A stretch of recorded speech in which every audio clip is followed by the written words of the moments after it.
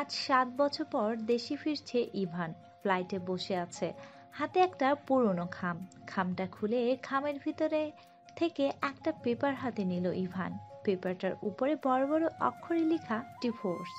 পেপারটা এক কোণে জলজল করছে একটা মেয়ের স্বাক্ষর। ইভান এক দৃষ্টিতে কতক্ষণ স্বাক্ষরটার দিকে তাকিয়ে চোখ বন্ধ করে নিল। আমি আসছি, আসছি আমি। কেন তুমি আমার সাথে এমনটা করলে? জবাব তোমাকে দিতেই হবে। বি রেডি প্রেয়সী, বি রেডি। সম্পূর্ণ নাম মাসুদ আল ইভান, বয়স 25, দেখতে বেশ সুদর্শন, লম্বা 6 ফুট, ফর্সা, মিডিয়াম বডি। হাজারো মেয়েদের ক্রাশ, কিন্তু রাগটা নাকের ডগায়। সবসময় যেন তার মেজাজ বিগড়ে থাকে। কারোর সাথে কথা বলে না, মেয়ে তো দূরের কথা, তেমন কোনো ছেলেদের সাথে মিশে না। হাতের কোণা কয়েকজনের সাথে কথা বলে, তাও ছেলে।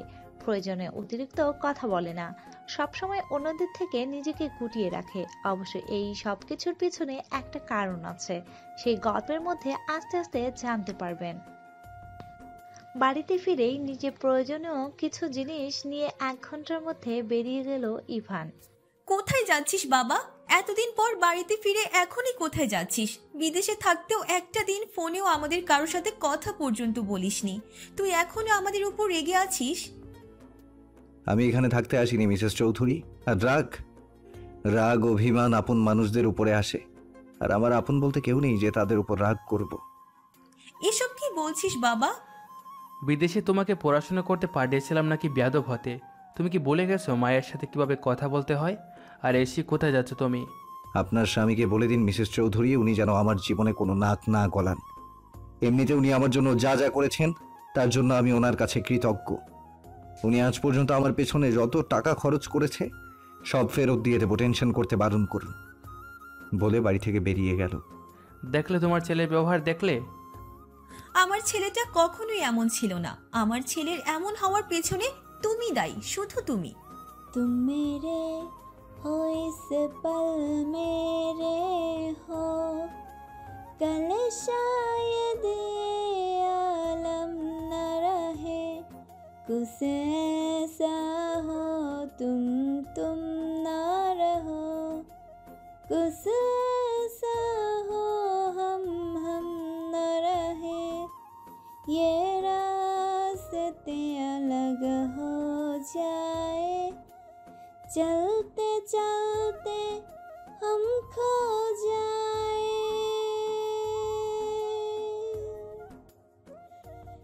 मैं फिर भी तुमको चाहूंगी, मैं फिर भी तुमको चाहूंगी, मैं फिर भी तुमको चाहूंगी, मैं फिर भी तुमको चाहूंगी, इस चाहत में मर जाऊंगी, मैं फिर भी तुमको चाहूंगी। বারান্দায় দাঁড়িয়ে গুনগুন করে গান গাইছিল কথা। ওর এত সুন্দর গানের মধ্যে কর্কশ গলায় বেজে উঠল ওর বজ্জাত ফোনটা। গান থামিয়ে ফোনটা হাতে নিয়েই বিরক্ত হয়ে তাকালো ফোনের স্ক্রিনের দিকে। ফোনের স্ক্রিনে বড় বড় অক্ষরে লেখা শাকচুন্নি, মানে হলো কথার বেস্ট ফ্রেন্ড। রিসিভ করে কানে ধরতেই ওই পাশ থেকে একটা মেয়ে বলে উঠল, কি রে, কই তুই? এই তো বাসায়। এখনো বাসায় মানে? ভার্সিটিতে আসবি কখন? এই তো আসছি। তাড়াতাড়ি আয়, আমি সেই কখন থেকে এসে বসে আছি। আর আজকে ডেয়ারটা মনে আছে তো? হ্যাঁ, মনে থাকবে না আবার? এই নিয়ে কালকে রাত থেকে 10 বার আমাকে আমার ডিয়ারটার কথা মনে করিয়ে দিয়েছিস। শোন না, কি? ওই ডিয়ারটা কি মানতেই হবে? অন্য কোনো ডিয়ার দে না। না, এটা মানতেই হবে। তাড়াতাড়ি করে ভার্সিটিতে চলে আয়। কথার সম্পূর্ণ নাম তাসকিয়াতুল কথা। অনার্স 3য় বর্ষে পড়াশুনো করছে। কথা আর রাফিয়া একই ক্লাসে পড়ে। কথায় দেখতে শুনতেও ভালো। ওর গায়ের রংটা একটু আলাদা, যাদের বলে হলদে ফর্সা। লম্বা 5 ফুট 1, পড়াশোনায় খুব ভালো, ক্লাস টপার। ছেলেদের সাথে মেশে না, ওর কোনো ছেলে বন্ধু নেই। পরিবার থেকে ওর সাথে ছেলেদের কথা বলাটা এলাউ করে না। যথেষ্ট নম্রভদ্র একটা মেয়ে, বড্ড চুপচাপ থাকে সব সময়, নিজেকে সবকিছু থেকে সবসময় গুটিয়ে রাখে। এই পৃথিবীতে শুধু মাত্র রাফিয়ার সাথেই একটু প্রাণ খুলে কথা বলে। কথার বড় একটা ভাই আছে, নাম কবির। ভার্সিটির গেট থেকে গুটি গুটি পায়ে হেঁটে ভিতরে যাচ্ছিল কথা।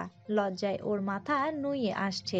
অনার্সে পড়িয়া মেকিনা বাচ্চাদের মতো মাথায় দুই পাশে দুইটা বেনুনি করে ফ্রক পরে ফার্সিতে এসেছে। এটাই ওর ডেয়ার ছিল, ওকে স্কুল পড়ুয়া মেয়েদের মতো সেজে ভার্সিটিতে আসতে হবে। যদিও মুখে একটা মাস্ক পরেছে যাতে কেউ চিনতে না পারে, তবুও কেমন যেন লজ্জা লাগছে। এর জন্যই এইসব ফালতু গেমের কথা কখনোই খেলে না। কিন্তু সেদিন রাফিয়া এক প্রকার জিদ ধরেছিল, ওকে ট্রুথ অ্যান্ড ডেয়ার খেলতেই হবে। শেষ পর্যন্ত রাফিয়ার জেদের কাছে হার মেনে এই খেলার অংশ নিয়েছিল, আর তাতেই ফল এখন ভোগ করছে। কথা আসতে দেখে রাফিয়া দৌড়ে কথার কাছে গেল। এই পিচ্ছি ভার্সিটিতে কি করছো? তোমাদের স্কুল তো ওই পাশে। কথার আগে কটমট করে রাফিয়ার দিকে তাকাতেই রাফিয়া চুপসে গেল। তোকে কিন্তু এই ড্রেসে খুব সুন্দর লাগছে, কিন্তু মাস্ক পরেছিস কেন? ডেয়ারটাতে কিন্তু মাস্ক পরতে বলা হয়েছিল নাকি? মাস্ক পরতে তো বারণও করা হয়নি। এটা ঠিক হবে না, ডেয়ার তো ডেয়ারই। আমি তো ডেয়ারই পালন করেছি। তুই কি ডেয়ার দেওয়ার সময় বলেছিলি যে মাস্ক পরতে পারবো না? তোমার সাথে কথা বলে কোনো লাভ নেই। এখন একটা লেটেস্ট নিউজ শোনো। কি? আমাদের ডিপার্টমেন্টের নতুন একজন টিচার এসেছে। শুনেছি স্যারটা নাকি খুব হ্যান্ডসাম, সুন্দর। তুই তো খুব লুচু মহিলা। আমার ভাই না তোর ক্রাশ, এখন আবার তুই অন্য ছেলেদের কথা বলছিস? ওকে ভাই বাদ, তোর ভাইয়ার হাতে থাপ্পড় খাওয়ার আর ইচ্ছা নেই আমার। অমন কেন তোর ভাই? তোর ভাই না যেন একটা রাগী বোম, সবসময় যেন মাথায় আগুন নিয়ে ঘোরে। এই, একদম আমার ভাইকে নিয়ে বাজে কথা বলবি না। ভাইকে কিন্তু বলে দিব তুই ভাইয়ের সম্পর্কে এসব বলেছিস। না না, আমার এত তাড়াতাড়ি মরার কোনো শখ নেই। আমি কিছু বলিনি, কিছু না। চল এবার ক্লাসে যাই, দেরি হয়ে যাচ্ছে। ক্লাসে একদম লাস্ট বেঞ্চে মাথা নিচু করে আছে কথা, যাতে এই সাজে কারো চোখে না পড়ে। ওর পাশেই বসে আছে রাফিয়া। হঠাৎ ক্লাসে একজন সুদর্শন পুরুষ এসে ঢুকলো। ক্লাসের সব মেয়েরা হাঁ করে পুরুষটির দিকে তাকিয়ে আছে, এমন ভাবে তাকিয়ে আছে যেন ওর আগে কখনো এত সুন্দর পুরুষ মানুষ দেখেনি। কথা এখনো মাথা নিচু করেই বসে আছে। সবার ভালো লাগছে। সেই পুরুষ মানুষটি হঠাৎ করে বলে উঠল, hello student, I am your new teacher. My name is Masud Al Ivan. নামটি শুনেই তড়িৎ গতিতে মাথা তুললে তাকালো কথা।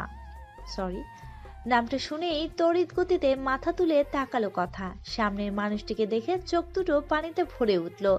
আজ 7 বছর পর ওর অতীত ওর সামনে দাঁড়িয়ে আছে, যে অতীতকে পিছনে ফেলার জন্য ওর এত চেষ্টা। সামনের মানুষটাকে দেখেই ঘৃণায় ওর মনটা ফেটে পড়ল। এই মানুষটার জন্য একে হাজারো মিথ্যা অপবাদ মাথায় নিয়ে ওর শহর ছাড়তে হয়েছিল।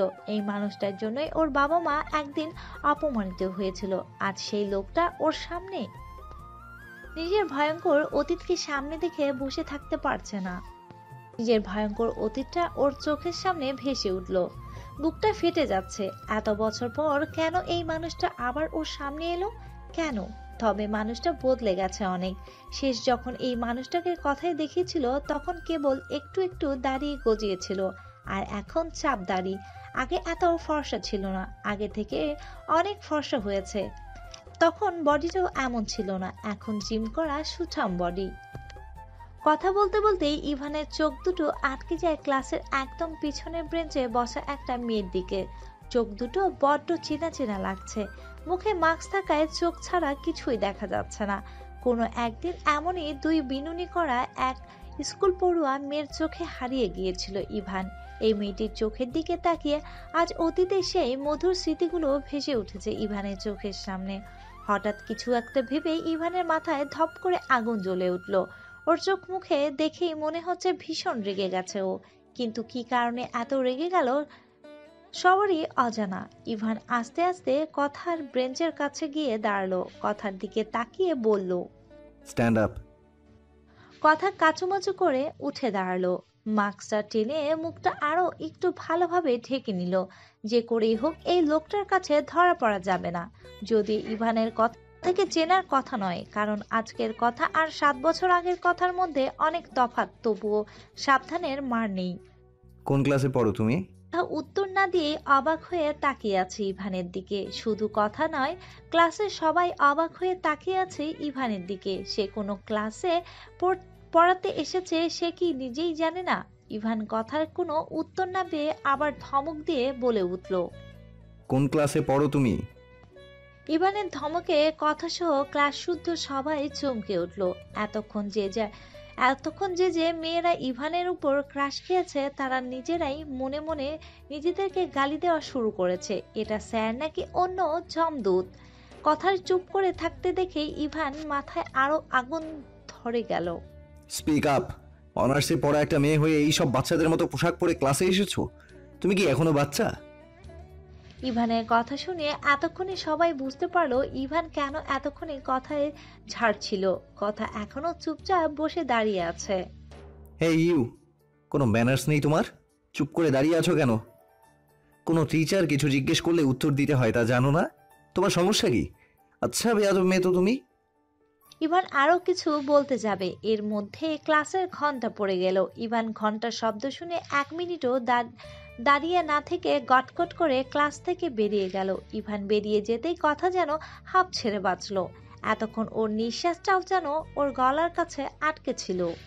এই কথা, স্যার যা জিজ্ঞেস করছিল তার উত্তর না দিয়ে চুপচাপ দাঁড়িয়েছিলি কেন? এইসব হয়েছে তোর জন্য। তুই যদি আমাকে ওই ফালতু ডিয়ারটা না দিতি তাহলে আমাকে এত কথা শুনতেই হতো না। আর এই বদমাইশটাও প্রথম দিন আসতে না আসতেই আমাকে ঝেড়ে দিল। এই তুই এত সুন্দর হ্যান্ডসাম একজন স্যারকে বদমাশ বলছিস? কথা কটমট করে রাফিয়ার দিকে তাকাতেও ও ভয়ে চুপসে গেল। কলেজ থেকে ফিরেই কথা কারোর সাথে কোনো কথা না বলেই রুমে ঢুকে দরজাটা আটকে দিয়ে ব্যাগটা বিছানায় ছুঁড়ে মেরে ধপ করে ফ্লোরে বসে পড়ল। ওর মনের মধ্যে আজ ঝড় বয়ে যাচ্ছে। আজ এতদিন পরও অতীত সামনে ওর বুকের মধ্যে পুরনো ব্যথা নাড়া দিয়ে উঠল। ওর চোখের সামনে ভেসে উঠেছে সমাজের মানুষ কিভাবে ওর দিকে সেদিন আঙুল তুলেছিল, কিভাবে এই মানুষটার জন্য সমাজের মানুষ ওকে মিথ্যা অপবাদ দিয়ে তাড়িয়ে দিয়েছিল। বুকের মধ্যে খুব কষ্ট হচ্ছে। পুরনো কষ্টগুলো আবারও ওকে ঘিরে ধরেছে আজ। কিন্তু না, ও আর আগের মতো নেই। ও এখন অনেক শক্ত। ও এখন নিজেকে নিজের সামলিয়ে নিতে জানে। ও আর কাঁদবে না। ওকে শক্ত হতেই হবে, থাকুক এ মানুষটা ওর চোখের সামনে। ওকে ভেঙে পড়লে চলবে না। আর বাবা মাকেও কিছু বলা যাবে না। তারা এমনিতেই সারাদিন ওকে নিয়ে চিন্তায় থাকে। তার উপর যদি আবার ইভানের ফিরে আসার খবর শুনতে পায় তাহলে তো হলোই, ওর কলেজে যাওয়ার বন্ধ করে দিবে। আর ওর ভাই যদি ইভানের কথা জানতে পারে তাহলে এবার একটা রক্তারক্তি কাণ্ড ঘটিয়েই ফেলবে। তার থেকে বিষয়টা নিজে হ্যান্ডেল করাই ভালো। পরের দিন কলেজ ক্যান্টিনে বই মুখে গুজে বসে আছে কথা, আর ওর পাশে বকবক করেই চলেছে রাফিয়া।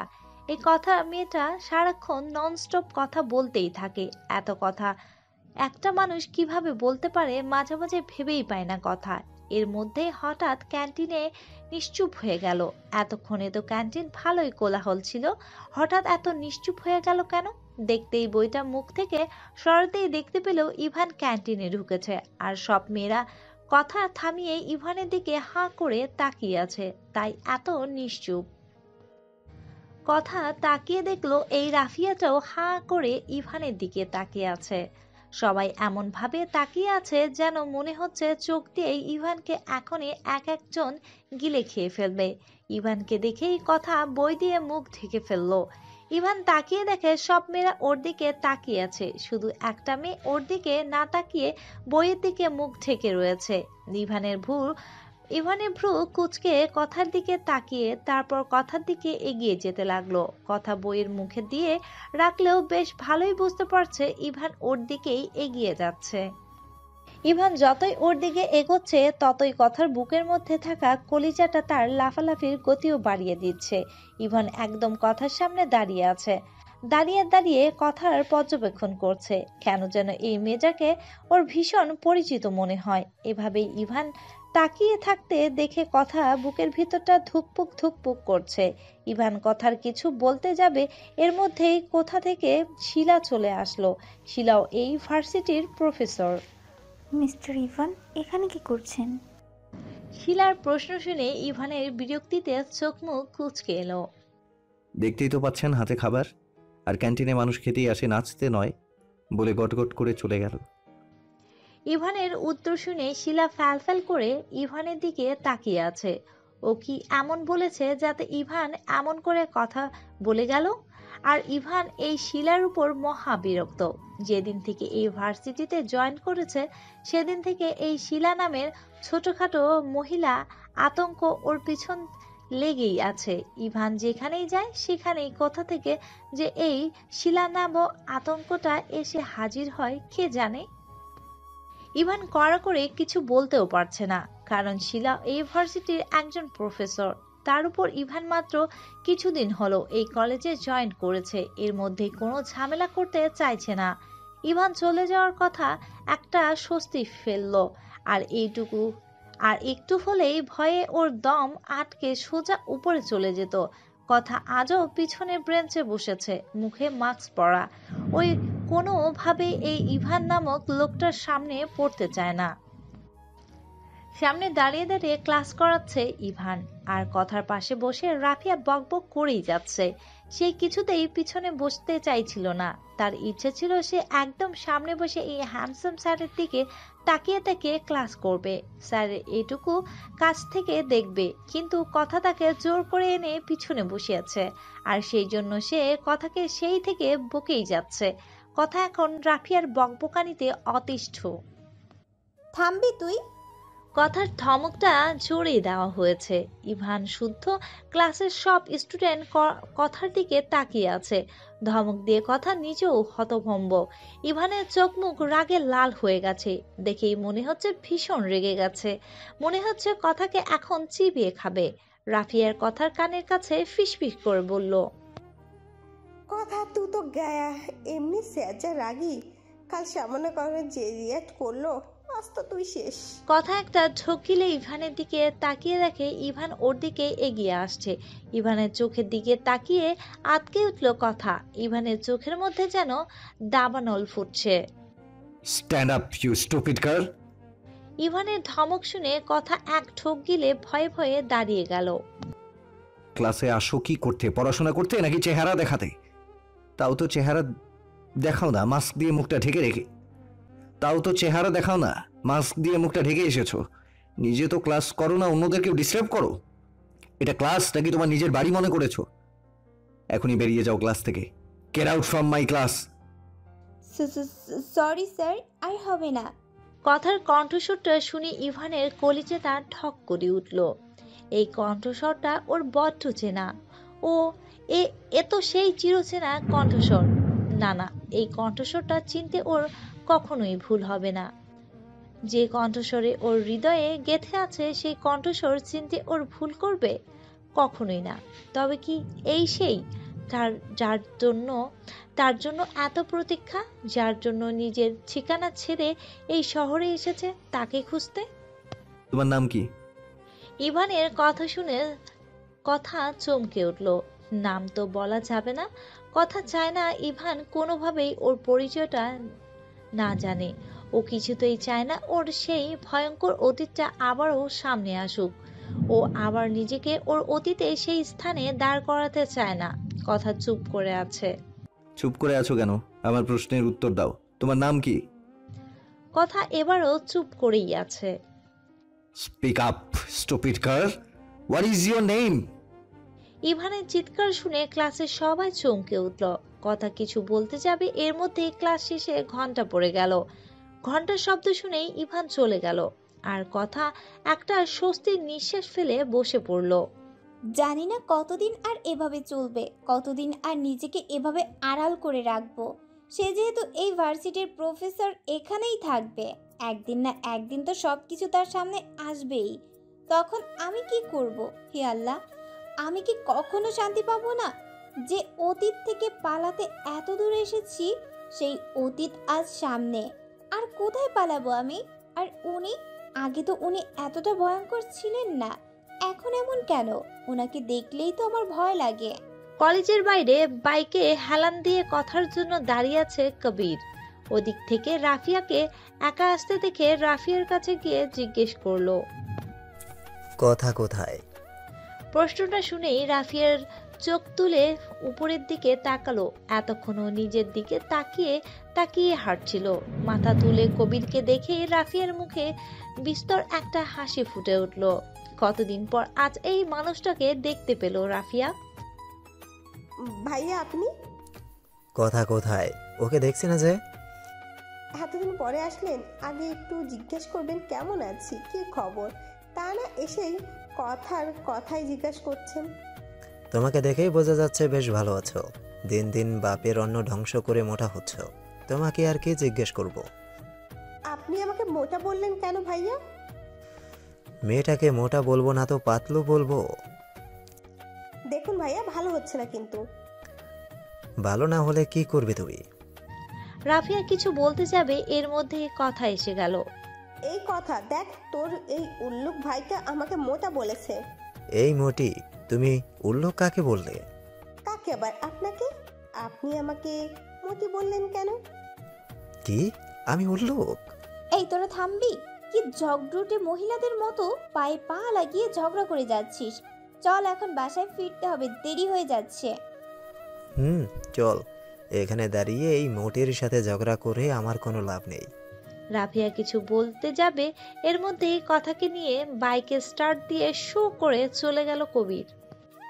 এই অপমানের প্রতিশোধ তো আমি নিয়েই ছাড়বো। আমাকে ফুটকে বলা উল্লুক একটা বন মানুষ, ছাগলের 3 নম্বরের বাচ্চা। না না, আমার শাশুড়ি মোটেও ছাগল নয়, উনি অনেক ভালো। কিন্তু অমন ভালো মানুষের যে কেমনে এমন উল্লুকের মতো একটা ছেলে হলো কে জানে। ইভান নিজের পকেট থেকে মানিব্যাগটা বের করে মানিব্যাগের ভিতরে একটা ছবির দিকে এক দৃষ্টিতে তাকিয়ে আছে। দুপাশে বিনুনি করা স্কুল পড়ুয়া একটি মেয়ের হাস্যোজ্জ্বল ছবি। তোমাকে আমার কাছে ফিরতেই হবে, কারণ তুমি আমার শেষ ঠিকানা। কোন সাহসে তুমি আমাকে ছেড়ে গিয়েছো? তুমি জানো না তোমাকে না দেখে আমি থাকতে পারি না। ডিভোর্স পেপারের সাইনটা করার সময় তোমার হাতটা কি একটুও কাঁপেনি? হয়তো কাঁপেনি। কাঁপলে কখনো তুমি ডিভোর্স পেপারে সইটা দিতে পারতে না। এই 7টা বছর কতটা যন্ত্রণায় কেটেছে সেই খবর তুমি রেখেছো? রাখুনি। আমার প্রতিটা কষ্টের হিসাব তোমাকে দিতে হবে। আমাকে ডিভোর্স দেওয়ার শাস্তি তোমাকে পেতে হবে। Be ready for my punishment কথু, বি রেডি। বারান্দায় দাঁড়িয়ে আনমনে আকাশের দিকে তাকিয়ে আছে কথা। রুমে এসে মেয়েকে এমন সুন্দর চোখে আকাশের দিকে তাকিয়ে থাকতে দেখে মেয়ের মাথায় হাত রাখলেন রিজিয়া বেগম। মন খারাপ মা? আকাশের দিকে তাকিয়েই বলল কথা। আমার জীবনটা এমন কেন মা? নিজের করা একটা ভুলের জন্য আর কত শাস্তি পাবো মা? এখনো সে পুরনো কথা নিয়ে বসে আছিস মা? কতবার বলছি এসব ভুলে যা, ভুলে গিয়ে নতুন করে জীবন শুরু কর। চাইলেই কি সব ভোলা যায় মা? মানুষ হয়তো নিজের সুখের কথা ভুলে যায়, কিন্তু নিজের সবচেয়ে ভয়ঙ্কর সময়গুলো ভুলতে পারে না। আমার করা একটা ভুলের কারণে আমি আজও অপবাদী, ডিভোর্সি। আমার করা একটা ভুলের কারণে তোমাকে আর বাবাকে কতটা অপমানিত হতে হয়েছিল, শেষে শহর ছাড়তে হয়েছিল। আমি কিছুতেই ভুলতে পারছি না মা সেই দিনগুলোর কথা, কিছুতেই না। এমন কেন হলো? মাঝে মাঝে নিজেকে খুব অপরাধী মনে হয় মা। মনে হয় আমি মরে গেলেই হয়তো ভালো হতো। মা মেয়ের কথার মধ্যেই রুমে ঢুকলো কবির। মা, তোমার মেয়ে বেশি বড় হয়ে গেছে, খুব বুঝতে শিখে গেছে। এতই যদি নিজেকে অপরাধী মনে হয়, মরতে ইচ্ছে করে, তাহলে এখনো বেঁচে আছে কারো, নাকি কিভাবে মরবে তাও আমাকে বলেই। কি হয়েছে কি কবির? নিজের বোনকে কেউ এমন কথা বলে? বলবো না তো কি করব? আমি কতবার ওকে বলেছি ওর মুখে যেন আর কখনো মরার কথা না আনে। ও কি জানে না ওর এই ভাইটা ওকে কতটা ভালোবাসে? ওর মুখে মরার কথা শুনলে ওর ভাইয়ের দুনিয়াটা অন্ধকার হয়ে যায়।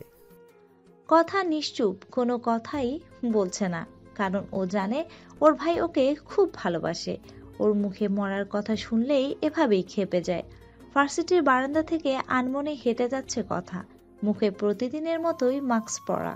তুই এখন রোজই মাস্ক পরে কলেজে আসিস কেন বলতো? আরে করোনার জন্য। কিন্তু করোনা তো এখন আর আগের মতো নেই, কেউ মানেও না তেমন। আরে আমি তো সচেতন নাগরিক, তাই তো এখনো মাস্ক ব্যবহার করি।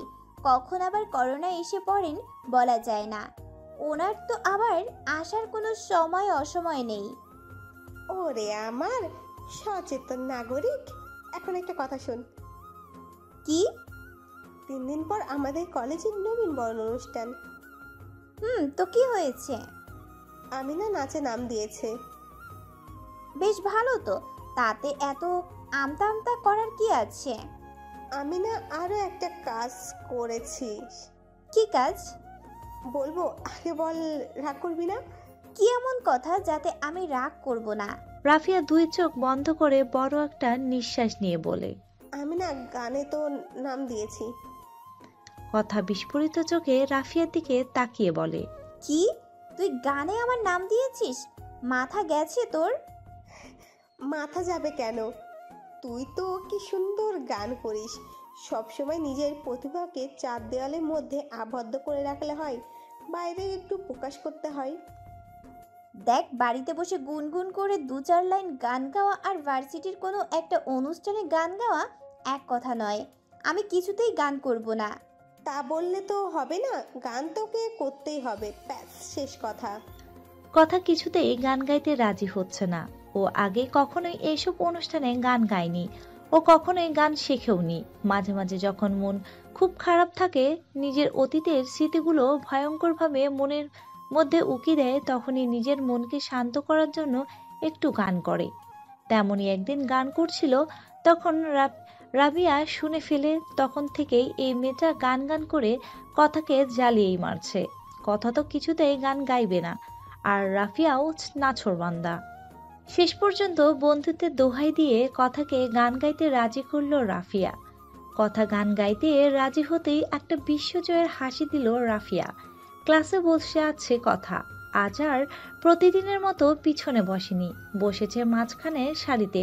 চারপাশে স্টুডেন্টের ভিড়ে ইভানের চোখে না পড়তে হয় কথাকে। কিন্তু এত বুদ্ধি করেও কি শেষ পর্যন্ত লাভ হলো? ফলাফল সেই শূন্য। তার জন্য এত কিছু সে ক্লাসে সেই ধরে ফেলেছে। Hey you, stand up. কথা কাচুমাচু করে দাঁড়ালো। কালকে ক্লাসে কোন টপিকটা নিয়ে আলোচনা করছিলাম তার বিস্তারিত বলো। কথা এতক্ষণ চুপ করে থেকে বলা শুরু করলো। কথা বরাবরই ভালো স্টুডেন্ট, যত যাই হোক না কেন পড়াশোনার সময় ওর মন সেদিকেই থাকে।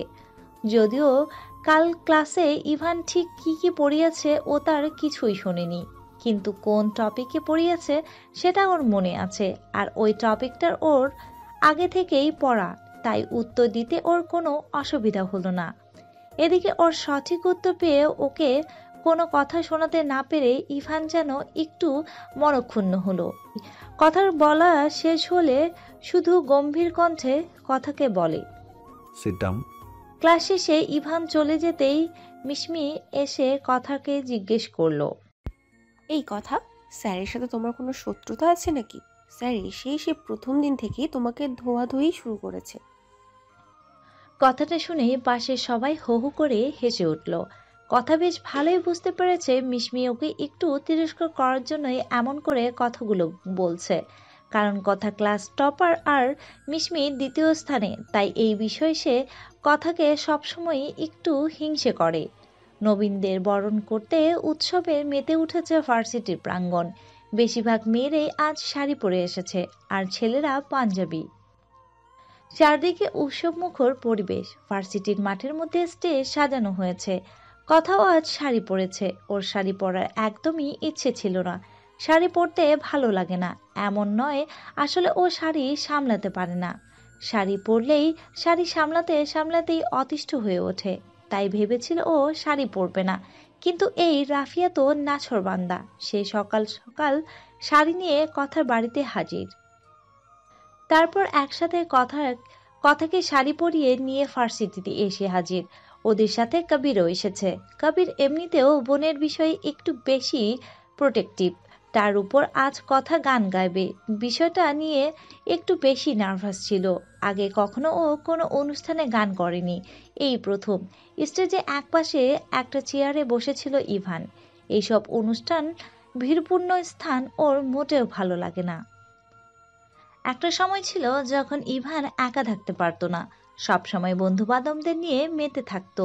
কিন্তু সময়ের সাথে সাথে সবকিছুতেই পরিবর্তন হয়ে তেমনই ইভানেরও হয়েছে, তবে একটু বেশি পরিবর্তন হয়েছে। ওর কোনো ইচ্ছে ছিল না এই অনুষ্ঠানে যোগ দেয়া, কিন্তু ও ভার্সিটির একজন টিচার। ও যদি এই অনুষ্ঠানে না থাকে তাহলে বিষয়টা একটু খারাপ দেখায়, তাই বাধ্য হয়ে এই অনুষ্ঠানে এসেছে।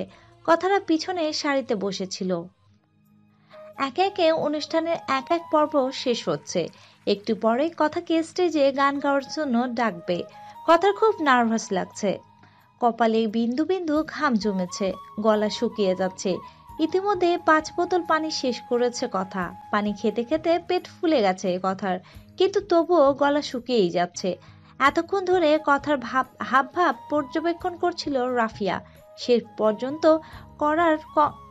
পর্যন্ত করার কর্মকাণ্ডে বিরক্ত হয়ে বলেই ফেলল, সামান্য একটা গান গাইতে যাচ্ছিস কথা, কিন্তু তোকে দেখে মনে হচ্ছে যেন কোনো যুদ্ধ জয় করতে যাচ্ছিস।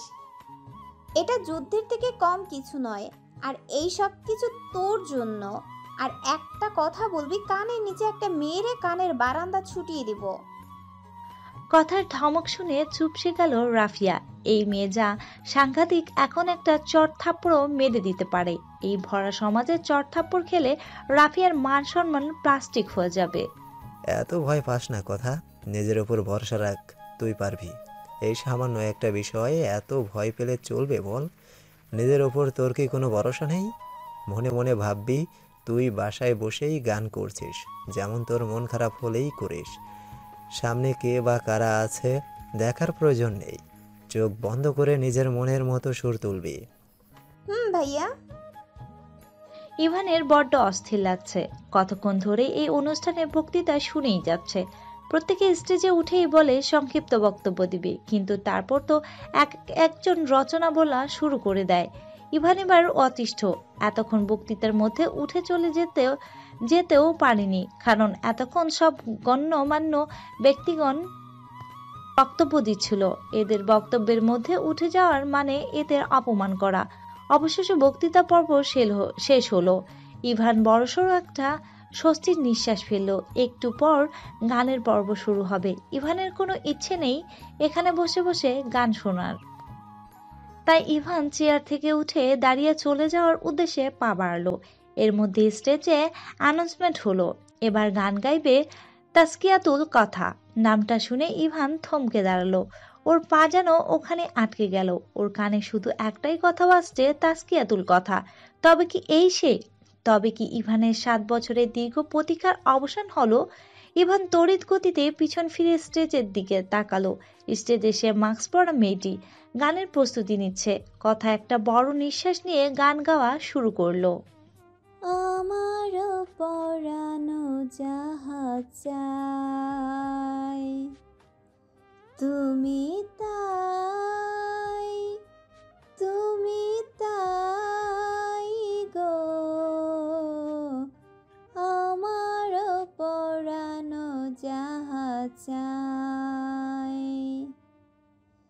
তোমা ছাড়া আর জগতে মোর কেহ নাই, কিছু নাই গো। আমার পরানো যাহা চাই, তুমি তাই, তুমি তাই গো। আমার পরানো যাহা চাই। গানটা শেষ করে কথা একটা স্বস্তির নিঃশ্বাস ফেলল। আর এইদিকে একদৃষ্টিতে একজন তার প্রেয়সীকে দেখতে ব্যস্ত। কত বছর পর সে তার প্রেয়সীকে সামনে থেকে দেখছে, যদিও সে মুখের মাস্ক পরা, কিন্তু তার প্রেয়সী সে তার সামনে, সেটা বা কম কিসে। ইভানের আর বুঝতে বাকি নেই এই কথাই তার কথু। এর জন্য এই কদিন এই মেয়েটা ওর সাথে অস্বাভাবিকভাবে আচরণ করেছে, ওর থেকে লুকিয়ে বেরিয়েছে। এই কদিন যে কথা ইভান থেকে লুকিয়ে বেড়াচ্ছিল, এটা ইভানের চোখে এড়ায়নি। আর মূলত এই কারণেই কথার উপর রেগেছিল ইভান। তবে কি শুধু এই কারণেই কথার উপর ইভান রাগ দেখিয়েছে, নাকি এর মধ্যে অন্য কারণ আছে, তা জানা নেই ইভানেরও। তবে একটা ব্যাপার ইভান ভালোভাবেই বুঝতে পেরেছে, এই অপরিচিত মেয়েটার সামনে আসলেই এক অজানা অনুভূতি ছেয়ে যেত ইভানের সম্পূর্ণ হৃদয়ে। তবে আজ ইভান ভালোভাবেই বুঝতে পারছে এই রমণী তার অপরিচিত নয়, তার পরিচিত, বড্ড পরিচিত, এই পৃথিবীর সব থেকে বেশি পরিচিত। গানের পর্ব শেষ, এবার নাচের জন্য স্টেজে উঠবে রাফিয়া। মাত্রই তার নাম মাইকে বলা হয়েছে, রাফিয়া স্টেজে যাবে। এর মধ্যে একটা শক্তপোক্ত পুরুষালী হাত ওকে টেনে নিয়ে গেল একটা ফাঁকা ক্লাসে। আকস্মিক ঘটনা ঘটায় হকচকিয়ে উঠল রাফিয়া। ওকে পিছন থেকে হঠাৎ টেনে নিয়ে আসায় এতক্ষণও মানুষটির মুখ দেখেনি। নাচের সময় ওকে এভাবে টেনে নিয়ে আসায় ধাউ ধাউ করে ওর মাথায় আগুন জ্বলছে। কত আশা নিয়ে ছিল আজ জুনিয়রদের সামনে নেচে জুনিয়রদের পাগল করে ফেলবে, তা আর হতে দিল কই এই লোকটাকে দুইটা কড়া কথা বলার জন্য মুখ উঠিয়ে সামনে তাকাতেই ভরকে গেল রাফিয়া। ওর সামনে রক্তচক্ষু নিয়ে দাঁড়িয়ে আছে কবির। দেখেই বোঝা যাচ্ছে কবির ভীষণ রেগে আছে, দেখেই ওর ভয় লাগছে। মনে হচ্ছে এই বুঝি কবির ওকে গিলে ফেলবে। স্টেজে উঠে দেই দেই করে ছেলেদের সামনে নাচবে, তাই না? খুব শখ নাচার? না মানে কি না মানে ইয়ে মানে বেশি নাচার শখ? একদম কোমর ভেঙে ঘরে বসিয়ে দেব। চেনো আমাকে? কেউ চিনবে না, আপনি তো আমার বান্ধবীর ভাই। কথাটা বলেই দু হাত দিয়ে নিজের মুখটা চেপে ধরল রাফিয়া। এমনিতেই কবির ভীষণ রেগে আছে, তার মধ্যে কোনো কথা বলা আর নিজের গলায় নিজের ছুরি চালানো সমান কথা। এই কাজের জন্য আগে কবিরের হাতে রাফিয়া দুটা চর খেয়েছে, তবুও কেন যেন ওই রাগী ছেলেটাকেই ও ভালোবাসে। দুটো চর খাওয়ার পর অনেকবার ভেবেছে কবির থেকে দূরে দূরে থাকবে, কিন্তু পারেনি। কবির সামনে এলেই ওর ভিতরে অজানা অনুভূতিগুলো কেমন যেন নাড়া দিয়ে ওঠে। চাইলেও সে অনুভূতিগুলোকে সামলাতে পারে না রাফিয়ার এলোমেলো দৃষ্টি ফেলছে। এখন যেভাবেই হোক এই রুম থেকে ওকে পালাতে হবে। ও চায় না আবার কবিরের হাতে চর থাপ্পড় খেতে। আগে দুটো চর ওর দাঁত পড়ে যাওয়ার উপক্রম হয়েছিল, এবার চর মারলে নির্ঘাত দাঁত ওর দাঁতের জায়গা থাকবে না, পড়ে মাটিতে লুটোপুটি খাবে। আমি শুধু তোমার বান্ধবীর ভাই, আর কিছু না। রিপিট, কেন চিনব না? আপনি তো আমার বান্ধবীর ভাই। এই মুহূর্তেই কবিরের সামনে নিজের মনের কথা বলা আর নিজের পায়ে নিজের কুড়াল মারা সমান। এখন যদি রাফিয়া নিজের মনের কথাটা কবিরের সামনে বলে দেয়, কবির নির্ঘাত ওকে মাথায় তুলে একটা আছাড় মেরে ওর কোমরটা ভেঙে দিবে। তাই রাফিয়া নিজের মনের কথাটা মনের মধ্যেই চেপে রেখে দিল। এদিকে রাফিয়ার মুখের ভাব কথাটা সোজা গিয়ে কবিরের হৃদয়ে আঘাত করলো। কবিরের এখন ইচ্ছে করছে সব ভেঙে গুড়িয়ে দিতে। এতদিন যাকে হৃদয়ের আঙ্গিনায় খুব সুন্দরভাবে নিজের প্রেয়সী রূপে সাজিয়েছে, তার মুখে ভাই কথাটা যেন পৃথিবীর সবচেয়ে হৃদয় বিদারক কথা। এই মুহূর্তে এখানে দাঁড়িয়ে থাকলে কবির নির্ঘাত ভয়ঙ্কর কিছু একটা করে ফেলবে। তাই কোনো কথা না বলে ধূপটা পা ফেলে রুম থেকে বেরিয়ে গেল। রাফিয়া অবাক চোখে তাকিয়ে আছে কবিরের চলে যাওয়ার দিকে। কবির বাইরে এসে কথার কাছে গিয়ে গম্ভীর গলায় বলল, এই কথা, বাড়ি যাবি চল। কথা ভাইয়ের দিকে তাকিয়ে আটকে উঠল। কবিরের চোখ মুখ লাল হয়ে গেছে। কবিরের চোখের দিকে তাকিয়ে কথা বুঝে গেল ওর ভাই ভীষণ রেগে আছে। কি এমন হয়েছে যাতে কবির এত রেগে আছে? তাহলে কি কবির ভাইয়াকে দেখে ফেলেছে? কথাটা ভাবতেই কথার দম বন্ধ হয়ে যাওয়ার উপক্রম। কথায় আছে না, চোরের মনে পুলিশ পুলিশ, কথায় এখন সেই অবস্থা। তুই যাবি নাকি আমি একাই চলে যাব? রাগ করছিস কেন ভাইয়া? আমি কি একবারও বলেছি যাব না? রাফিয়া আসুক, একসাথেই যাই।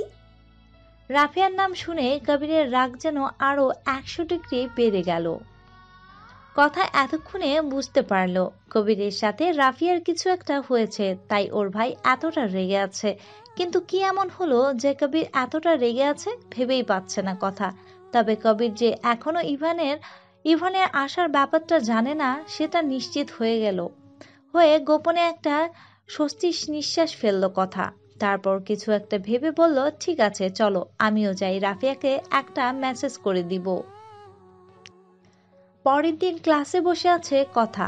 আজও মাস্ক পরে আছে, কিন্তু আজ অবাক করা বিষয় হলো ইভান আজ ওর সাথে খারাপ ব্যবহার তো দূরের কথা, টাটু শব্দও করেনি। সবটা ভেবে প্রথমে একটু স্বস্তি পেল। ক্লাস থেকে বেরিয়ে যাওয়ার সময় ইভান কথাকে যেটা বলে গেল তাতে প্রতিদিনের থেকে আজ একটু বেশি ভয় পেয়ে গেল।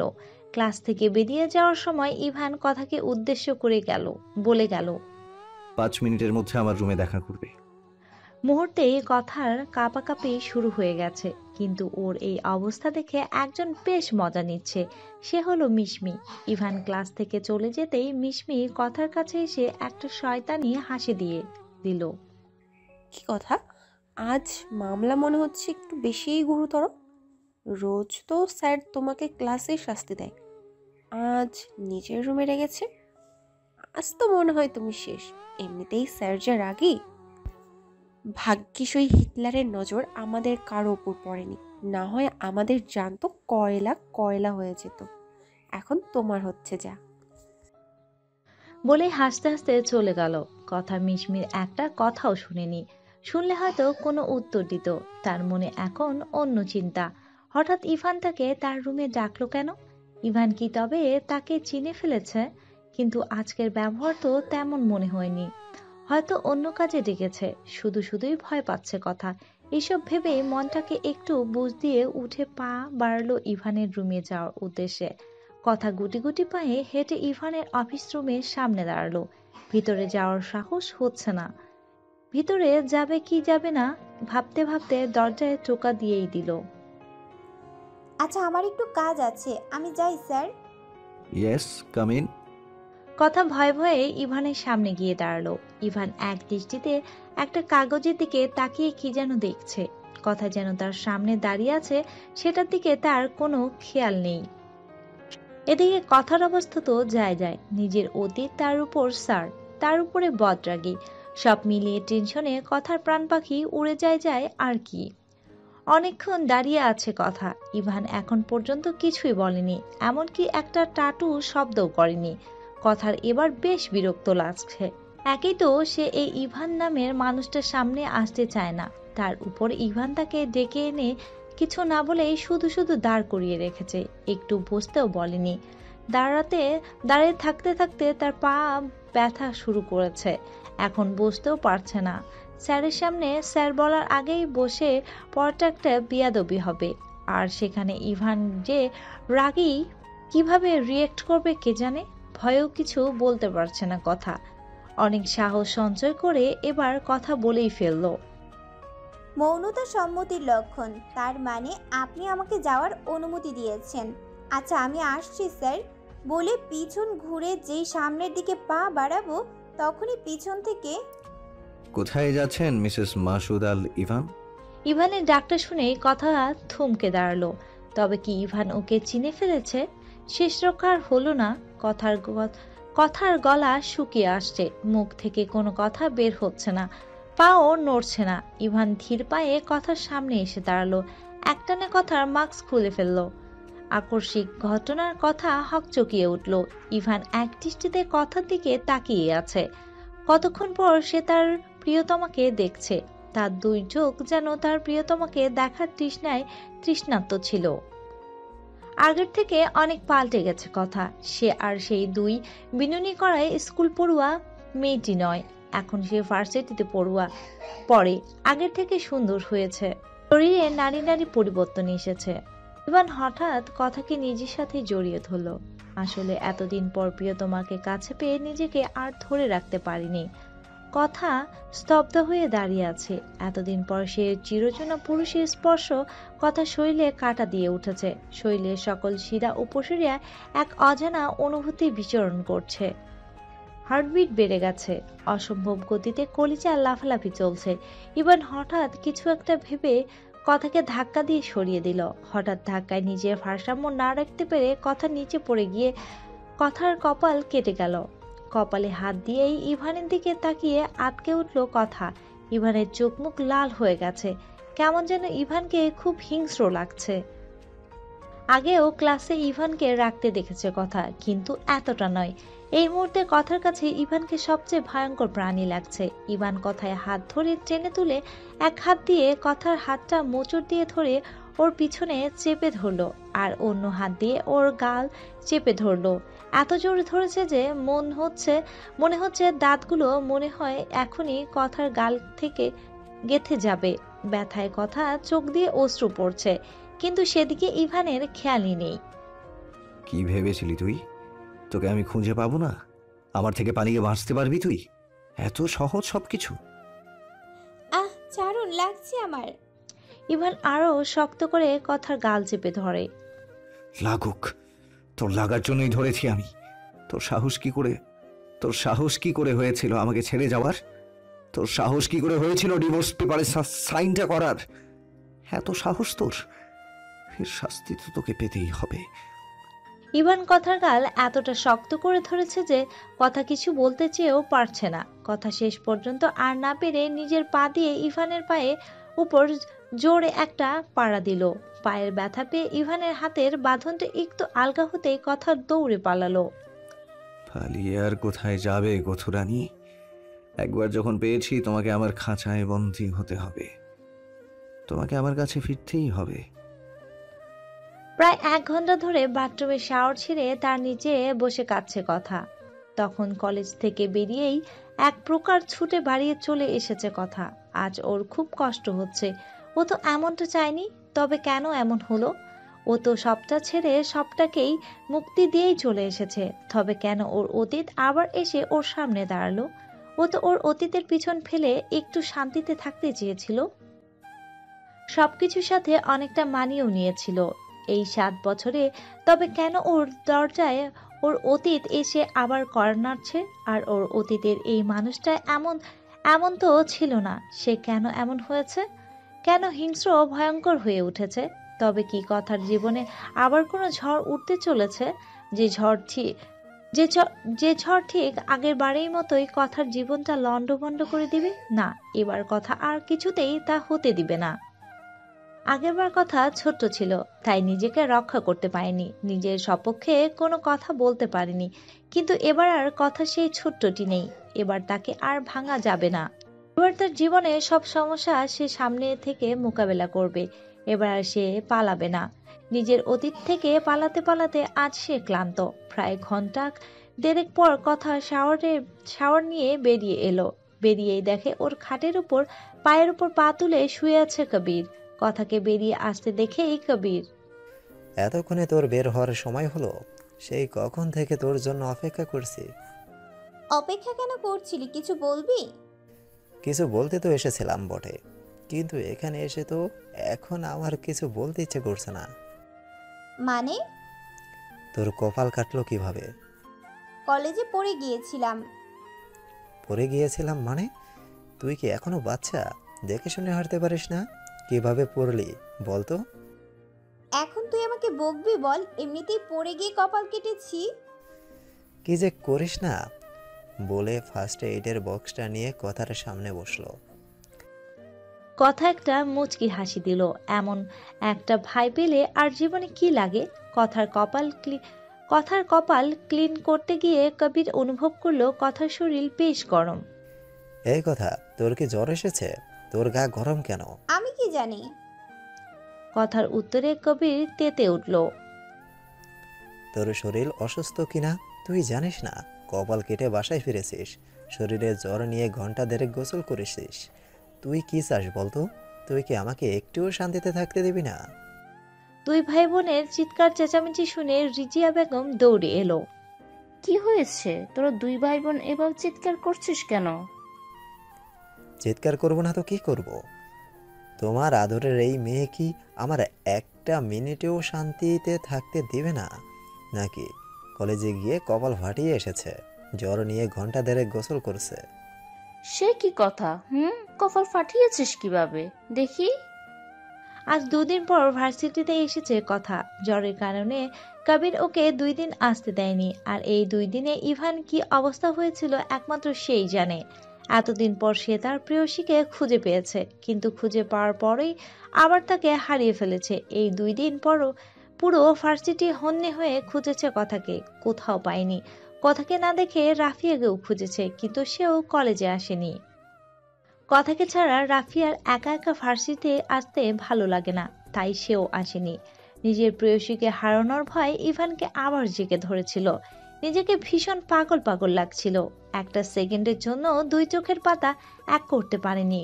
ক্লাসে ঢুকেই কথাকে দেখে যেন প্রাণ ফিরে পেল ইভান, কিন্তু মনের মধ্যে কোথাও একটা চাপা অভিমান কষ্ট থেকেই গেল। ইভানের দিকে তাকিয়ে আটকে উঠল কথা। ইভানের চোখগুলো কেমন লাল ফোলা ফোলা, চুলগুলো উস্কো খুস্কো, মানুষটা কেমন অসুস্থ অসুস্থ লাগছে। তবে ইভান কি অসুস্থ? ইভানের এমন অবস্থা দেখে মনের কোণে কোথাও একটা সূক্ষ্ম ব্যথা অনুভব করছে কথা। কিন্তু ইভান আজ ক্লাসে কথাকে কিছুই বলেনি। ক্লাস থেকে বেরিয়ে কথার বাড়িতে ফিরবে রাফিয়া একটু আগেই চলে গেছে। কথা আবার একটু লাইব্রেরিতে গিয়েছিল, তাই একটু দেরি হয়েছে। কলেজের বারান্দা থেকে যাওয়ার সময় হঠাৎ কথা নিজের হাতে একটা টান অনুভব করলো। পিছন ফিরে দেখলো ইভান ওর হাত ধরে আছে। ইভানের চোখ দিয়ে যেন আগুন ঝরছে। মানুষটা সবসময় কি রেগেই থাকে নাকি? কথা কিছু বুঝে ওঠার আগেই ইভান কথাকে তার অফিস রুমে টেনে নিয়ে গিয়ে ভিতর থেকে দরজাটা আটকে দিল। সমস্যা কি? আমাকে এভাবে এখানে টেনে এনেছেন কেন? ইভান কথাকে শক্ত করে দেয়ালের সাথে চেপে ধরে। এটা তো আমার জিজ্ঞেস করার কথা, সমস্যা কি তোর? 2 দিন ধরে কলেজে আসিসনি কেন? পালিয়ে বেড়াচ্ছিস আমার থেকে? আমার ইচ্ছা আমি কলেজে আসিনি, তাতে আপনার কি? খুব কথা বলতে শিখেছিস তাই না? আর আমার কি?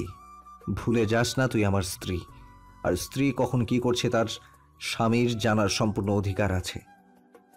কিসের অধিকার আর কিসের স্ত্রী? আপনার আর আমার অনেক আগেই ডিভোর্স হয়ে গেছে। ডিভোর্স কথাটা শুনেই ইভানের মাথায় যেন রক্ত উঠে গেছে। ইভান আবার হিংস্র হয়ে উঠেছে। ইভানের কথায় গাল চেপে ধরে দাঁতের দাঁত চেপে। কোনো ডিভোর্স হয়নি, কোনো ডিভোর্স হয়নি। মানে? ডিভোর্স পেপারে তুই শুধু একা সই করেছিলি, আমি না। তাছাড়া যেদিন যেদিন আমাদের ডিভোর্সের শুনানির কথা ছিল তার একদিনও তুই বা আমি কেউই কোর্টে উপস্থিত থাকতে পারিনি। আইনত তুই এখনো আমার স্ত্রী বলে কথার গালটা আরো শক্ত করে চেপে ধরে আবার বলা শুরু করলো। কিন্তু আমি একটা কথাই ভেবে পাচ্ছি না, তোর সাহস কি করে হয়েছিল ডিভোর্স পেপারে সইটা করার? কথার গালটা এত জোরে চেপে ধরেছে মনে হচ্ছে এখনই গাল দুটো ভেদ করে দাঁত বেরিয়ে আসবে। কথা চাইছে, কিছু বলতে পারছে না। ওর চোখ দিয়ে শুধু অনবরত পানি ঝরছে। কি হলো, কথা বলছিস না কেন? উত্তর দে। আমাকে কেন ছেড়ে এসেছিলি? আমার ভালোবাসা কি কম পড়ে গিয়েছিল, নাকি তুই আমাকে ভালোবাসতে পারিসনি? কথা কোনো কথা বলতে পারছে না, শুধু নিজেকে ইভানের হাত থেকে ছাড়ানোর জন্য ছটফট করছে। আনসার দে ড্যাম ইট বলেই কথাকে এক প্রকার ছুঁড়ে নিচে ফেলে দিল। এক্ষুনি চলে যায় এখান থেকে, না হয় আমি খারাপ কিছু করে ফেলবো। আমি চাই না তোর মৃত্যু আমার হাতে এই মুহূর্তে হয়ে যাক। তোর এখনো অনেক শাস্তি পাওয়া বাকি। এই ইভানকে কথার বড্ড অচেনা লাগছে। আগে তো ইভান এমন ছিল না। না না, এই ইভানকে কথা চেনে না। এই ইভান আগের ইভান না। এই ইভান হিংস্র পশুর সমান। আগের ইভান হলে কথাকে কখনোই কষ্ট দিতে পারতো না। কথা তড়িঘড়ি করে উঠে দরজা খুলে এক দৌড়ে চলে গেল। কথার যাওয়ার দিকে তাকিয়ে ইভান বলছে, কেন করলে এমন তুমি? তোমাকে কষ্ট দিলে আমারও যে ভীষণ কষ্ট হয়। তোমাকে যতটা আঘাত করি তার দ্বিগুণ আঘাত যে আমার বুকে লাগে গোছু। কেন আমাকে ছেড়ে চলে এসেছিলে? কেন? পরের দিন ইভান ক্লাস করছিল কথা। ইভান হঠাৎ বলে, তোমাদের যে অ্যাসাইনমেন্টটা করতে দিয়েছিলাম কে কে করেছো জমা দিয়ে দাও। অ্যাসাইনমেন্টের কথা শুনে যেন কথা আর রাফিয়া আকাশ থেকে পড়লো। ওরা তো এই কয়েকদিন ক্লাসে আসেইনি, আর কেউ ওদের বলেওনি অ্যাসাইনমেন্টের কথা। এই কথা আজ মনে হয় আমরা শেষ রে। চুপ কর, এখন কি করব সেটা ভাব। মিস কথা এবং রাফিয়া, আপনাদের দুজনের অ্যাসাইনমেন্ট কোথায়? কথা আর রাফিয়া দুজনে দাঁড়িয়ে মাথা নিচু করে আছে। ইভান কথা আর রাফিয়ার বেঞ্চের কাছে এসে, ভার্সিটিতে আসেন কি নিজেদের চেহারা দেখাতে নাকি ঘুরতে? অ্যাসাইনমেন্ট করেননি কেন? সরি স্যার, আসলে এই 2 দিন ক্লাস করিনি তো তাই জানতাম না। অন্যদের কাছ থেকে জেনে নেননি কেন? Sorry sir. বসুন আপনি। আর আপনি অ্যাসাইনমেন্ট করেননি কেন? সরি স্যার, জানতাম না। তা জানবেন কিভাবে? সারাদিন চিন্তাই যদি থাকে গান গেয়ে ছেলেদের নিজের বশে করা, তাহলে অন্য সব কথা তো না জানারই কথা। ইভানের কথা শুনে কথার শরীর রিরি করে উঠল। ওকে আগে কেউ এমন কিছু বলেনি, বলবে কিভাবে? ও সবসময় ছেলেদের থেকে একটু দূরে দূরেই থাকে। ক্লাসের সবাই এই বিষয়টা খুব ভালোভাবেই জানে। সেখানে ইভানের এত বড় এক অপবাদ কথা কিছুতেই মেনে নিতে পারছে না। আমি অ্যাসাইনমেন্ট আনিনি ঠিক আছে, কিন্তু আপনি আমাকে এত বড় কথা বলতে পারেন না স্যার। আমি ঠিক আর কি কি বলতে পারি সেটা তোমার ভাবনার বাইরে। এগুলো অন্তত একজন ভার্সিটির শিক্ষকের কাছ থেকে কাম্য নয়। এই কি করছিস? কথা চুপ কর। এখন তোমার কাছ থেকে শিখতে হবে কোনটা কাম্য আর কোনটা কাম্য নয়। শিক্ষক যদি তার আদর্শ ব্যবহার ভুলে যায় তাহলে শিখতে হবে। কথার কথায় ইভানের রাগ যেন চরম পর্যায়ে পৌঁছে গেছে। How dare you! তোমার সাহস হয় কি করে আমার মুখের উপরে কথা বলার? কথা চুপ করে আছে। কি হলো, এখন চুপ করে আছো কেন? কথা বলছো কেন? ইভানের ধমকে পুরো ক্লাস কেঁপে উঠল। কথা এখনো চুপ করে আছে, কোনো কথা বলছে না। এতক্ষণ তো খুব কথা বলছিলে, এখন চুপ করে আছো কেন? বলে পাশের বেঞ্চ থেকে হাতে একটা স্কেল নিল। হাত পাতো। কথা সহ ক্লাসের সব ছাত্রছাত্রীরা অবাক চোখে ইভানের দিকে তাকিয়ে আছে। ইভান কি এবার এত বড় একটা মেয়েকে স্কুল পড়ুয়া ছেলে মেয়েদের মতো মারবে? কি হলো, হাত বাড়াও। কথা আস্তে আস্তে হাত বাড়িয়ে দিল। ভয় পেলে চলবে না, নিজের জীবনকে সবকিছুতে সাহসের সাথে মোকাবেলা করতে হবে, আর কোনো কিছু থেকেই পিছু ফেরা যাবে না। ইভান গায়ের জোরে স্কেল দিয়ে ঠাস ঠাস করে কথার হাতে বাড়ি মারল। কথা টাটু কোনো শব্দ করছে না, শক্ত করে হাতে বাড়ি দিয়ে দাঁড়িয়ে আছে। কথার হাত দুটো লাল হয়ে যেন রক্ত জমাট বেঁধে গেছে। মনে হচ্ছে একটু টোকা লাগলে রক্ত বের হবে। তবুও কথাকে নির্বিকার হয়ে দাঁড়িয়ে থাকতে দেখে ইভানের গা যেন জ্বলেই যাচ্ছে।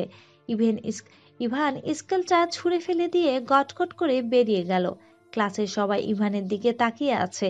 ইভান যে বেশ রাগী তা সবাই প্রথম দিনেই বুঝতে পেরেছে, কিন্তু ইভান যে এতটা ভয়ঙ্কর তা আজ দেখলো। যে মেয়েরা ইভানের উপর ক্রাশ খেয়েছিল তারা এখন মনে মনে দোয়া ইউনুস পড়ছে। কলেজ থেকে বেরিয়ে রাস্তায় দাঁড়িয়ে আছে কথা, বাড়িতে যাবে। আজ একটা ক্লাস না করেই বেরিয়েছে, ভালো লাগছে না ক্লাস করতে। হঠাৎ কেউ এসে কথার হাত ধরে ট্রেনে গাড়ির মধ্যে বসিয়ে দিয়ে গাড়িটা স্টার্ট করে দিল। লোকটাকে দেখার জন্য পাশ ফিরতেই কথা চমকে উঠল, কারণ ওর পাশে বসে ড্রাইভিং করছে ইভান। ভীষণ রাগ হচ্ছে ইভানের উপর। এই লোকটা আবার এখানে কেন? কি চাই ওর? সমস্যা কি আপনার? কোথায় নিয়ে যাচ্ছেন আমাকে? ক্লাসে বসে মেরে মনের স্বাদ মেটেনি আপনার? ইভান কোনো কথা বলছে না, সামনের দিকে তাকিয়ে মনোযোগ দিয়ে গাড়ি চালাচ্ছে। ভাবটা দেখে এমন মনে হচ্ছে ওর আশেপাশে আর কোনো কারো অস্তিত্বই নেই। ইভানের এমন ভাব দেখে কথার গা জ্বলে যাচ্ছে। ইচ্ছে করছে এই লোকটাকে এখনই এই চলন্ত গাড়ি থেকে ধাক্কা মেরে ফেলে দিয়ে দিতে পারত। কথা বলছেন না কেন? গাড়ি থামান, নামবো আমি। হঠাৎই ইভান একটা নির্জন জায়গা দেখে গাড়িটা থামিয়ে দিল। এমন জায়গায় গাড়ি থামাবে দেখে কথা আরো কিছু ভয় পেয়ে গেল। এমন একটা জায়গায় কথাকে মেরে গুম করে দিলেও কেউ টের পাবে না। আর ইভানের আচরণ তেমন ভালো ঠেকছে না, যে কোনো সময়ে যে কোনো কিছু করতে পারে। এই ইভানের সাথে আগে ইভানের কোনো মিল নেই। এখানে গাড়ি থামালেন কেন? আমি বাড়ি যাব। ইভান কোনো কথা না বলেই কথার হাতটা টেনে নিয়ে পকেট থেকে একটা মলম বের করে পরম যত্নে কথার হাতে লাগিয়ে দিতে শুরু করলো। ইভানের এমন ব্যবহারে কথা যেন অবাকের চরম সীমায় পৌঁছে গেছে, কিন্তু পরক্ষণে মেজাজটা বিগড়ে গেল। আদিক্ষেতে দেখাতে হবে না, জুতো মেরে গুরুদান করছেন। এইসব নাটক আমার সাথে করবেন না। ইভান কোনো কথা না বলে নিশ্চুপভাবেই কথার হাতে মলম লাগিয়ে দিচ্ছে। কথা এবার যেন নিজের কান্না ধরে রাখতে পারছে না। আসলে আপন কেউ একজন আমাদের সাথে খারাপ কিছু করলে যতটা না কান্না আসে, তার থেকে বেশি কান্না আসে যখন সে আমাদের মান ভাঙাতে আসে। কথার অবস্থা হয়েছে তেমন। কথা হু হু করে কেঁদে দিল। আপনি এমন কেন করছেন আমার সাথে? অতীতে আমাকে আর আমার পরিবারকে এত শাস্তি দিয়ে হয়নি আপনার, এখন আবার কেন এত শাস্তি দিচ্ছেন? আপনি চাইলে আমি আপনাকে ডিভোর্স দিয়ে অনেক দূরে চলে যাব। ইভান এতক্ষণও যা একটু শান্ত ছিল, নিজের প্রেয়সীকে করা আঘাতের যন্ত্রণা নিজেই জর্জরিত ছিল, কিন্তু এই ডিভোর্সে আর কথা আবার চলে যাওয়ায় কথা শুনে ইভানের মাথায় আবার ধপ করে আগুন ধরে গেল। ইভান এক হাত দিয়ে কথার কোমর টেনে নিজের কাছে এনে অন্য হাত দিয়ে কথার গাল চেপে ধরল। চুপ করে আছি ভালো লাগছে না তোর? আর কি বললি ছেড়ে যাবি? আর কখনো যদি আমাকে ছেড়ে যাওয়ার কথা চিন্তাও করিস তাহলে একদম মেরে দিব। তুই জানিস না তুই আমার শেষ ঠিকানা? তুই যদি আমাকে ছেড়ে চলে যাস তাহলে আমি কোথায় যাব? এই পৃথিবীতে আমার মতো ঠিকানাহীন মানুষের অস্তিত্বটাই হয়তো তখন হারিয়ে যাবে। বলে আমাকে ছেড়ে দিয়ে গাড়ি স্টার্ট দিল। কথা ফ্যালফ্যাল করে ইভানের দিকে তাকিয়ে আছে। ইভান ঠিক কি বলল সবটাই মাথার উপর দিয়ে যাচ্ছে। আসলে কিছুদিন ধরেই ইভানের করা ব্যবহারগুলো আর আজকের ইভানের বলা কথাগুলো কিছুতেই মিলাতে পারছে না কথা। তবে মাত্র বলা কথাগুলো বলার সময় কথা ইভানের চোখে আগের মতো সেই হিংস্রতা দেখতে পায়নি, বরং এবার ইভানের চোখের মধ্যে লুকিয়ে ছিল একটা চাপা কষ্ট, কাউকে হারিয়ে ফেলার আর্তনাদ। ভার্সিটির সামনে এসে গেছো, নামো। কথা তাকিয়ে দেখলো সত্যি ভার্সিটির সামনে এসে গেছে। মাথার মধ্যে হাজারো চিন্তা করতে করতে কখন যে ভার্সিটির সামনে চলে এসেছে কথা খেয়ালই করেনি। কথা চটজলদি গাড়ি থেকে নেমে দাঁড়ালো, কারণ এক্ষুনি কাবির ওকে নিতে আসবে। কাবির এসে যদি ওকে না পায়, ইভানকে দেখে ফেলে, তাহলে নির্ঘাত একটা রক্তারক্তি কাণ্ড ঘটিয়ে ফেলবে। তারপর যদি আবার আজকের কলেজের ঘটনা জানতে পারে তাহলে তো কথাই নেই। যেমন ইভান তেমন তার ভাই, কেউ কারো থেকে কম না। দুটাই রাগের গোডাউন। ওদের দুজনের রাগ যদি একসাথে করা যায় তাহলে দ্বিতীয় বিশ্বযুদ্ধে জাপানের হিরোশিমা নাগাসাকিতে মারা পারমাণবিক বোমার থেকেও ভয়ঙ্কর বোমা বানানো যাবে। কথা ভার্সিটির সামনে দাঁড়িয়ে অপেক্ষা করছিল কাবিরের জন্য। কাবির এসে কথার সামনে বাইক থামিয়ে নেমে ভার্সিটির মধ্যে উকি ঝুঁকি দেওয়া শুরু করেছে। কিরে ভার্সিটির ভিতরে কি দেখছিস অমন উকি ঝুঁকি দিয়ে? না না কিছু না। আচ্ছা তো তোর বান্ধবীকে দেখছি না, সে কোথায়? ও এই ব্যাপার, তাই তো বলি আমার ভাইটা ভার্সিটির ভিতর এত উকি ঝুঁকি দিয়ে কি দেখছে? ও ভিতরে আসছে। কি কি বলছিস এসব? মাথা গেছে তোর? বুঝি সব। কাবির আর কথার মধ্যে রাফিয়া এসে হাজির। রাফিয়াকে দেখে কাবিরের ঠোঁটে একটা লম্বা চওড়া হাসি ফুটে উঠল। এই তো মোটি এসে পড়েছে। এই আপনি কি আমাকে মোটি বললেন? আমি তোমাকে মোটি বলবো কেন? এই পৃথিবীতে কি একমাত্র তুমিই মোটা নাকি? এই আপনি আমাকে মোটা বললেন? আমি মোটা নই, একটু গোলমোলো শুধু। ওইটাই তো মোটি। আমি মোটি হলে আপনি তো গন্ডার। কি বললে? আমি গন্ডার? তোমার সাহস তো কম না। বলেছি, পেশ করেছি। এতক্ষণ ধরে ওদের ঝগড়া শুনতে শুনতে কথার কান ঝালাপালা হয়ে গেছে।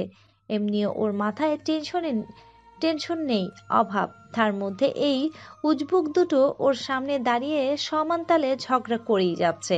শেষ পর্যন্ত কথা বিরক্ত হয়ে, উফ থামবি তোরা? আমাকে বলছিস কেন? তোর ভাই তো সেই কখন থেকে পায়ে পা লাগিয়ে ঝগড়া করে যাচ্ছে, দেখতে পাচ্ছিস না? কবির একটু এগিয়ে রাফিয়ার কানের কাছে গিয়ে ফিসফিস করে, একদিন বাসায় এসো, দেখিয়ে দেব আমি ছেলে নাকি মেয়ে। একটু সময়ের মধ্যেই রাফিয়ার মাথা হ্যাং হয়ে গেল। কি বলে গেল কবির? কবিরের কথাটা যখন রাফিয়া বুঝতে সক্ষম হলো, কবিরের দিকে তাকিয়ে দেখে কবির ওর দিকে তাকিয়ে বাঁকা হাসছে। রাফিয়া মূর্তির মতো সেখানেই দাঁড়িয়ে আছে, ওর কানে শুধু কবিরের কথাটাই বাজছে। লজ্জায় ওর গাল কান লাল হয়ে গেছে। কবির বাইকে উঠে বাইক স্টার্ট দিয়েছে, কবিরের পিছনের কথাও উঠে বসেছে। সেদিকে রাফিয়ার কোনো খেয়াল নেই, সে এখনো মূর্তির মতো দাঁড়িয়েই আছে। এই রাফু, তুই কি সারাদিন এখানে দাঁড়িয়ে থাকার প্ল্যান করছিস নাকি? তাড়াতাড়ি বাইকে উঠে আয়। কথার ডাকে রাফিয়ার ফুঁস ফিরল। কবিরের দিকে তাকিয়ে দেখে এখনো তার ঠোঁটে সেই বাঁকা হাসিটা ঝুলছে। এদিকে রাফিয়ার লজ্জায় মরিমরি অবস্থা। সে এখন কিছুতেই কবিরের সাথে একসাথে যেতে পারবে না। তোরা যা, আমি একটু পরে আসছি, আমার একটা কাজ আছে। তোর আবার কি কাজ? এতক্ষণ তো বললি না।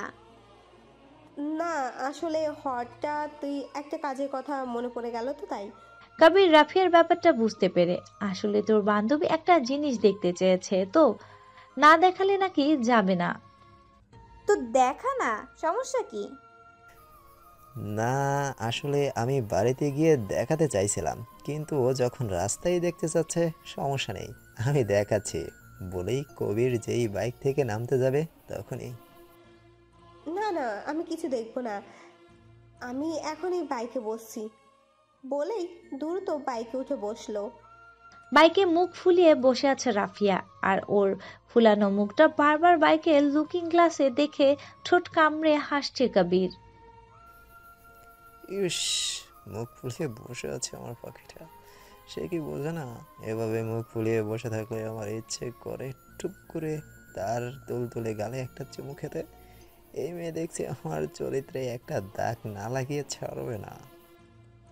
এসো হে বৈশাখ এসো এসো, এসো হে বৈশাখ এসো এসো, তাপস নিঃশ্বাস বায়ে মোমর সরে দাঁড়ায়ে, তাপস নিঃশ্বাস বায়ে, এসো হে বৈশাখ এসো এসো, এসো হে বৈশাখ এসো এসো। পহেলা বৈশাখের নতুন সাজে সজ্জিত হয়েছে পুরো ভার্সিটি। পহেলা বৈশাখের থিম হিসেবে ভার্সিটির সব মেয়েরা শাড়ি পরে আর ছেলেরা পাঞ্জাবি। বাদ যায়নি কথা আর রাফিয়াও। ওরা দুজনে লাল পাড়ের সাদা শাড়ি পরেছে, সেজেওছে আজ একরকম।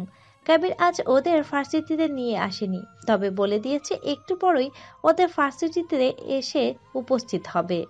চারদিকে অনেক মানুষ, সবাই আজ নতুন সাজে সজ্জিত, কিন্তু কথার চোখ দুটো শুধুমাত্র একজনকেই খুঁজেই যাচ্ছে, সেই ব্যক্তি যে তার প্রথম ভালোবাসা। কথায় আছে না, প্রথম ভালোবাসা নাকি যায় না, হয়তো কথাও তাই তাকে আজও ভুলতে পারেনি। সেই মানুষটার সাথে কথার যতই তিক্ত অভিজ্ঞতা থাকুক না কেন, আজও তার হৃদয়ে ওই একজন পুরুষেরই অস্তিত্ব। হঠাৎ কথার চোখে পড়ল ইভান আসছে একটা লাল পাঞ্জাবি গায়ে। পাঞ্জাবি কি স্নিগ্ধ লাগছে ইভানকে। ফর্সা গায়ের রঙের সাথে লাল পাঞ্জাবিটা বেশ মানিয়েছে। এই অবস্থায় কোনো মেয়ে ইভানকে দেখলে ছোটখাটো একটা হার্ট অ্যাটাক হয়ে যেতে বেশি সময় লাগবে না। কথা এক দৃষ্টিতে তাকিয়ে আছে ইভানের দিকে, ইচ্ছে করছে এভাবে সারাটা দিন ধরে ইভানকে দেখতে পারত। ইভান ভ্রু কুঁচকে হাঁটছে আর একটু পরপর ঠোঁট কামড়ে এদিক ওদিক তাকাচ্ছে। দেখেই মনে হচ্ছে কোনো বিষয় নিয়ে ইভান বেশ বিরক্ত। কথা ইভানের দিকে তাকিয়ে ভালোভাবে পর্যবেক্ষণ করে দেখতে পেল ইভানের পাশে শিলা ম্যাম হাত নাড়িয়ে কিছু বলছে। এতক্ষণ ইভানের দিকে তাকিয়ে থাকতে থাকতে ইভানের আশেপাশে চোখে পড়েনি কথার। ইভানের পাশে শিলাকে দেখেই কথার মাথায় ধপ করে আগুন জ্বেলে উঠল। এদিকে ইভানের চোখ শুধু একজন রমণীকেই খুঁজেই যাচ্ছে। কথায় সেই রমণী যাকে দেখার জন্য সে এই সাত সকালে তার সাধের ঘুমটা নষ্ট করে এভাবে সংসেজে ফার্সিতে এসে উপস্থিত হয়েছে। এদিক ওদিক তাকাতে গিয়ে হঠাৎই ইভানের চোখ আটকে গেল এক রমণীর দিকে। হ্যাঁ, এই তার সেই কাঙ্ক্ষিত রমণী। বৈশাখের প্রথম দিনে বেশ গরম পড়েছে আজ, প্রখর রোদও উঠেছে, বিন্দু বিন্দু ঘাম জমেছে কথার নাকের উপর। দেখেই বোঝা যাচ্ছে শাড়ি পরে গরমে বেশ দিশেহারা মেয়েটা। বারবার চুলগুলো হাত খোপা করার চেষ্টা করছে, কিন্তু হাত খোপা করায় পারদর্শী না হওয়ায় বারবার খোপাটা খুলে চুলগুলো পিঠে ছড়িয়ে পড়ছে। দূর থেকে এক দৃষ্টিতে তাকিয়ে তাকিয়ে নিজের প্রেয়সীকে খুঁটিয়ে খুঁটিয়ে দেখতে ব্যস্ত ইভান। নাক ঘামালো নাকি জামাই অনেক ভালোবাসে? কথারও তো নাক ঘামিয়েছে, তার মানে তাকেও তার জামাই অনেক ভালোবাসবে। হ্যাঁ, বাসে তো। ইভান তো কথাকে অনেক ভালোবাসে। এমন ভাবতে ভাবতেই ঠোঁট কামড়ে হাসলো ইভান। কিন্তু ওর ভাবনার মধ্যেই একটা ছেলে একটা চুলের কাঁটা নিয়ে এগিয়ে গেল কথার দিকে। ব্যাস, আর কি চাই? ইভানের মাথা গরম করার জন্য এতটুকুই যথেষ্ট। কবির একটা চুলের কাঁটা এগিয়ে দিয়ে